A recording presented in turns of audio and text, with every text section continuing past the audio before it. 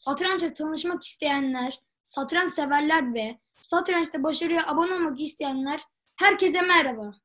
Bugün satrançta yaptığımız yolculuğun üçüncüsünü gerçekleştireceğiz. Konuğumuz yine ülkemizin gururlarından biri.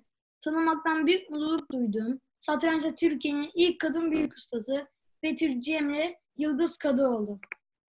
1998 yılında İzmir 10 yaş kızlar şampiyonu olarak başarıyla ilk adımını attı. Ardından 1999 yılında 10 yaş kızlar Türkiye şampiyonu oldu. Daha sonraki yıllarda da defalarca Türkiye yaş gruplarında şampiyon oldu. Aralık 2011'de normlarını tamamlayarak Türkiye'nin ilk VGM ünvanına sahip oldu. Hala Türkiye'de ve dünyada birçok başarıya imza atmaya devam ediyor. Merhaba, hoş geldiniz. Nasılsınız? Hoş bulduk Doruk'cum. Teşekkür ediyorum. Sen nasılsın? Ben de çok teşekkür ediyorum. İyiyim ben de. Betül Cemre Yıldız Kadıoğlu kimdir? Kısaca kendinizi tanıtır mısınız? Ben Betül ismini kullanıyorum daha çok. İzmir'de yaşıyorum. 31 yaşındayım. Satrançta dediğin gibi milli sporcuyum. Zaten şimdi konuşuruz. Aynı zamanda da avukatım. Kendime ait bir satranç merkezim var. 2 şubesi var hatta. Ailemle beraber şu an antrenörlük yapıyorum. Kendimi satranca adamış bir insanım. Bütün ailem aslında öyle. Herkesin kendi mesleği var ama hepimiz satranca adamış bir şekilde Türkiye'nin dört bir yanında öğrencilerimiz var. Ve kendimizi her konuda da geliştirmeye devam ediyoruz. Ülkemiz için en iyi, en başarılı öğrencileri yetiştirmek için elimizden geleni yapıyoruz. Kendimi bu şekilde kısaca tanıtabilirim. Çok iyi. Hem hukuk fakültesi gibi iyi bir üniversite eğitimi alan hem de satrançta en yüksek ünvanına sahip olan birisi olarak bizlere iyi bir örneksiniz. Sizce bu başarınızdaki en büyük etken nedir? Öncelikle çok hırslı bir yapım var. Ama hırslı deyince tabii ki bu kötü bir hırs olarak değil. Yani her zaman bir hedef koymuşumdur kendime. Çalışmayı, okumayı çok severim. Bir şeyler öğrenmeyi çok severim. Küçük yaşımdan beri bu şekildeydi. O yüzden hep hedeflerim oldu ve bu hedefler için her zaman çalışmam gerektiğini bildim. Birçok fedakarlıkta bulundum. Ve satrançta başarılıyken aynı zamanda üniversitede de zor bir bölümde okumak benim için tabii ki zor bir karardı. Çünkü sadece satrançla yoluma devam edebilirdim. Ama ben her zaman mesleğimin olmasını istedim. Herkese de tavsiyem budur.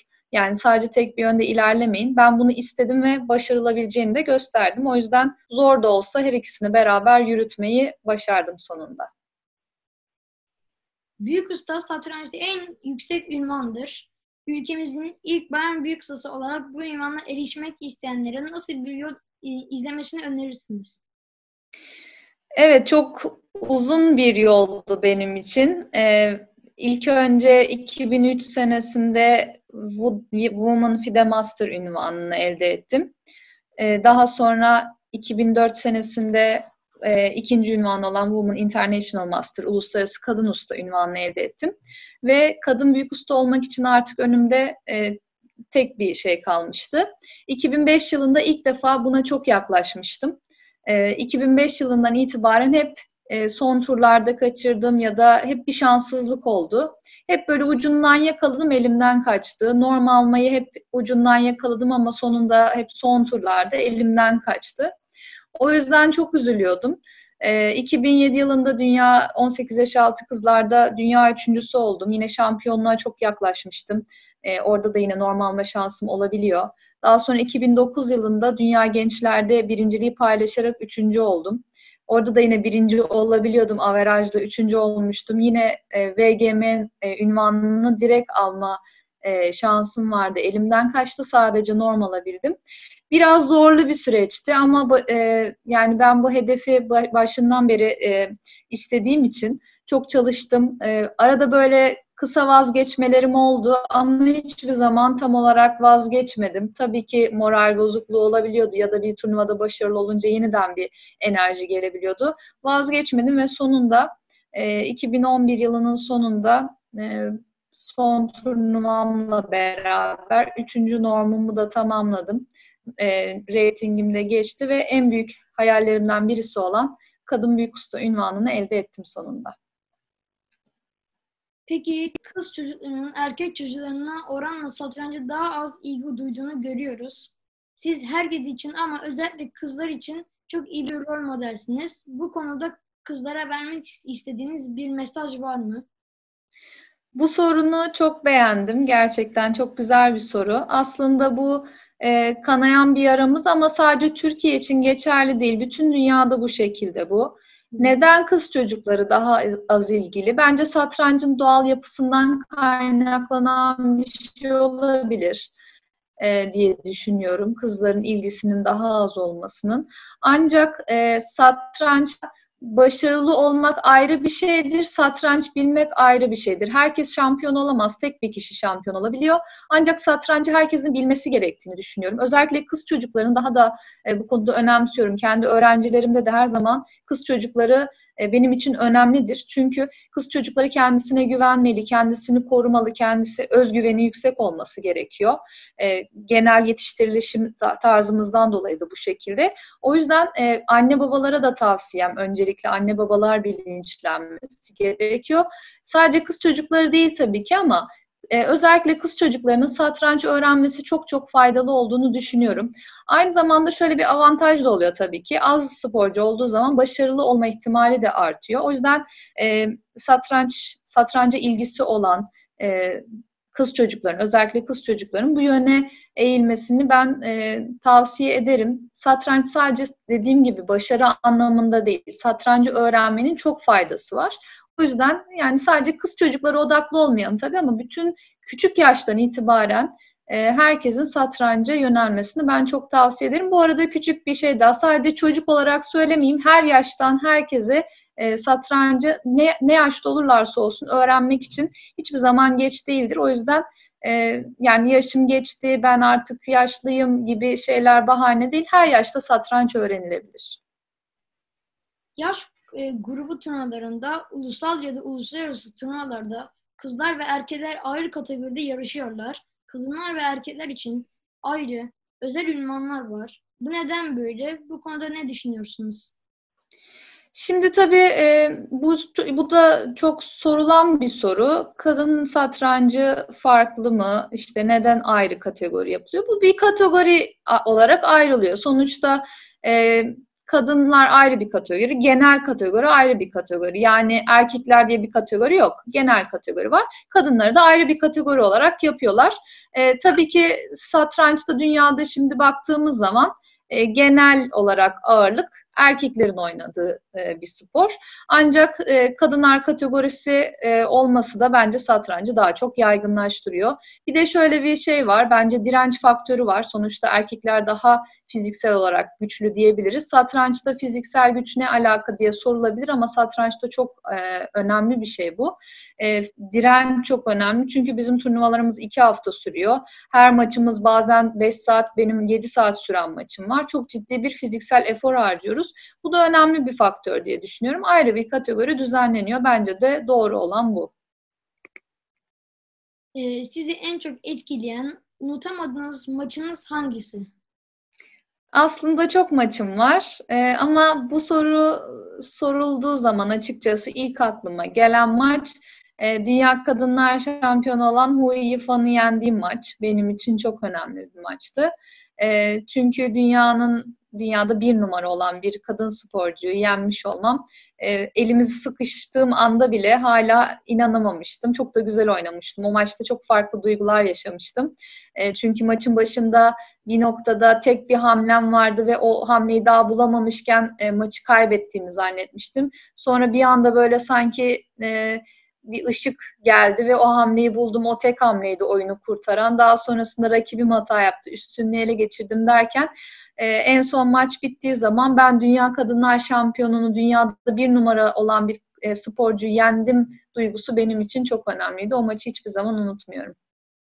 Çok gurur verici. Evet. Psikoloji'nin satranç oyundaki rolü nedir? Turnuvalardaki maçlarda psikolojimizin bizi olumlu etkilemesi için ne gibi tedbirler alabiliriz? Psikoloji satrançta her şeydir diyebiliriz bence. Çok önemlidir. Bazen psikolojik olarak zayıf hissettiğimizde bu bizim oyunumuza da yansır. Hata yapma ihtimalimiz artabilir. Örneğin rakibimizden çekiniyorsak daha pasif oynarız. Rakibimizi küçümsersek bazen hatalar yapabiliriz. O yüzden psikoloji aslında bizim bütün oyunumuzu yönlendiren bir şey. Herkes için farklı olduğunu düşünüyorum psikolojiyi yönetmenin. Herkes kendisine göre zaman içerisinde tecrübe kazanıyor. Kendi psikolojisini nasıl iyi yönlendirebilir diye. Birincisi fiziksel olarak dinlenmiş olmak çok önemli. Psikolojiyi etkiliyor. Maç sırasında belki rakibimizin kim olduğunu düşünmemek önemli bir şey olabilir. Yani rakibimiz iyi bir sporcu mu ya da bizden zayıf bir sporcu mu? Bunu tamamen unutarak karşımızda hiçbir şey yokmuş gibi sadece kendimizle ve rakibimizin kim olduğu önemli olmadan oynamak bence benim kendim genelde bunu kullanmaya çalışıyorum. Bu kolay bir şey değil tabii ki. Çünkü daha önce bir şeyler yaşamış olduğunuz arkadaşınız olabilir ya da daha önce kaybetmiş olduğunuz bir rakip olabilir. Bunu yönetmek çok kolay olmuyor ama satrançta bunu gerçekten başaran kişi kesinlikle bir adım önde başlıyor diyebilirim maça. Evet.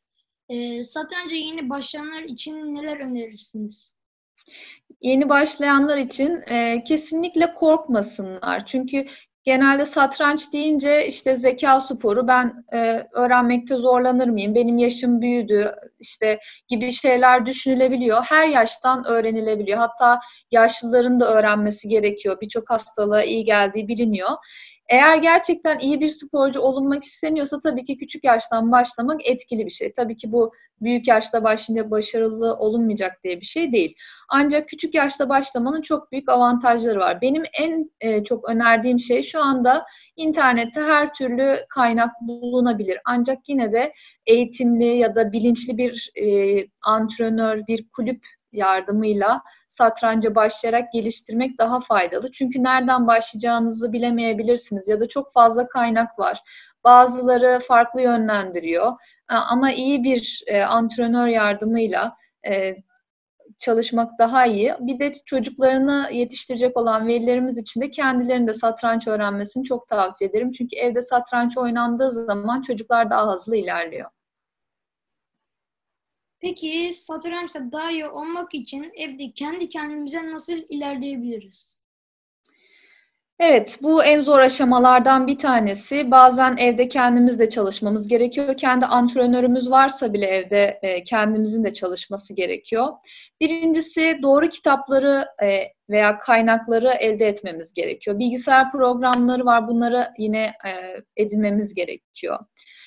En çok yapılması gereken şey satrançla ilgili kombinezon dediğimiz soruları çözmek. Düzenli olarak çözmek, yani bir gün çözüp 5 gün çözmemek, bu iyi bir şey değil.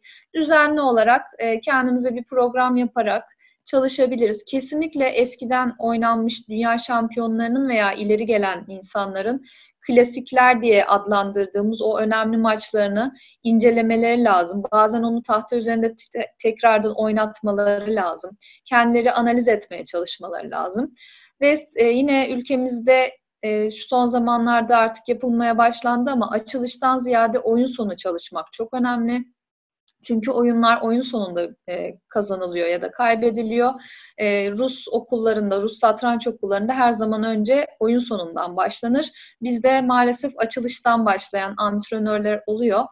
Ama doğrusu oyun sonuyla başlamak. Açılış tabii ki önemli ama çok önemli olmuyor en başta. Oyun sonu, taktik sorular, bunları çözmek çok önemli. Tabii ki belli bir seviyenin üstü, işte 1500 üstü gibi söyleyebilirim. Oyun ortası da çalışmaları çok önemli oluyor.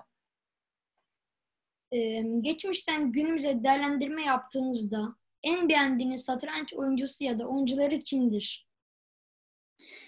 Evet, çok fazla var aslında. Ben eski dünya şampiyonlarının, yani işte Capablanca'nın, Alekhine maçlarını incelemeyi çok seviyorum. Karpov'u çok seviyorum çünkü benim oyun tarzıma çok uyuyor. Kasparov'un çok şık partileri var, onları çok seviyorum. Fischer'ın yine. Biraz daha eski zamanların maçlarını daha çok seviyorum. Günümüzdeki oynanan maçlar tabii ki çok güzel ama biraz daha farklı bir seviyede oynandığını söyleyebiliriz. Daha çok benim tarzım Karpov'a uyuyormuş gibi geliyor. Onun maçlarını incelemeyi o pozisyonel satrancın güzelliğini görmeyi ben çok fazla etkileniyorum yani onun maçlarına. Peki dünya şampiyonu hedefiniz var mı? Bunun için kendinize yaptığınız planlama nasıl? Dünya şampiyonu olma planım vardı tabii ki. Şu anda çok zor bir şey bu, biliyorsun ki. Çünkü çok düzenli çalışmak gerekiyor. Özellikle daha küçük yaşlardayken yaş gruplarında en büyük hedefimdi. Son senemde dünya üçüncüsü oldum. Sonra dünya gençlerde çok yaklaşmıştım. Son tura dünya şampiyonu olarak girmiştim 2009 yılında Arjantin'de. Maalesef ki averajla ve şu anda kullanılmayan bir averaj sisteminden dolayı birinci, ikinci ve üçüncü olduk. Averajla üçüncü sayıldım ve ben birinci ve ikinciyi yenmiştim. Hep böyle kıl payı şampiyonluğu kaçırarak üzücü olaylar yaşadım. Büyüklerde dünya şampiyonu olmak, dünya şampiyonasında yarıştım bu arada daha önceden. İlk turda Kramnik dediğimiz iyi bir kadın satranççı var. Kramnik'le karıştırılmasın. Kramnik, Pia Kramnik. Ve ilk turda kendisini yenmiştim. Elemiştim ilk turlarda. Ve o senenin Avrupa Kadınlar Şampiyonuydu. Aslında yani çok iyi bir sporcu olduğum dönemde dünya şampiyonluğu hedeflerim evet vardı. Şu anda biraz daha antrenörlük yapıyor gibi görünebilirim ama şu pandemi süreci geçtikten sonra en büyük isteğim bir an önce yüz yüze satranç oynamak. Elbette güzel hedeflerim var. İşte kadın büyük ustayım ama genel kategoride biliyorsun uluslararası usta ve büyük usta ünvanları da var. Uluslararası usta normlarım tamamlandı. En kısa zamanda reytingimin 2400 üzerine geçip daha büyük turnuvalarda tekrar yarışmak istiyorum. En büyük hayaliniz nedir? En büyük hayalim, herkesin hayalleri var tabii. Ben hayallerimin birçoğunu gerçekleştirdim. Hala da hayallerim var. Neydi benim hayallerim? Kadın büyük usta olmak en büyük hayalimdi. Dünyada derece almak en büyük hayalimdi. Bunları gerçekleştirdim. Yine en büyük hayallerimden biri bir satranç merkezi açmaktı. 2007 yılında bunu gerçekleştirdim. Şu anda en büyük hayalim, ben şu andaki dönemde öğrencilerimle devamlı düzenli olarak online çalışıyorum. Onların benim gittiğim yoldan gidip yine büyük başarılar elde etmesi benim için çok gurur verici oluyor. Şu andaki en kısa vadedeki hayalim öğrencilerimi çok büyük yerlerde görmek. Kendim de bir an önce uluslararası usta ünvanını tamamlayıp, çok küçük bir şey kaldı çünkü, daha büyük turnuvalarda tekrar yarışarak yine kadınlar kategorisinde ilk yüze girdiğim dönem olmuştu. O sıralamaya tekrar geri çıkmak istiyorum. Dilerim tüm hayalleriniz gerçek olur. Siz benim değer verdiğim önemli insanlardan birisiniz. Davetimi Çok teşekkür ederim. Ben de çok teşekkür ederim. Davetimi kabul ederek bu söyleşiye katıldığınız için çok teşekkür ederim. Bugünkü söyleşimi de klasik sözümle bitirmek istiyorum. Unutmayın, hayal edebildiğiniz her şey gerçektir.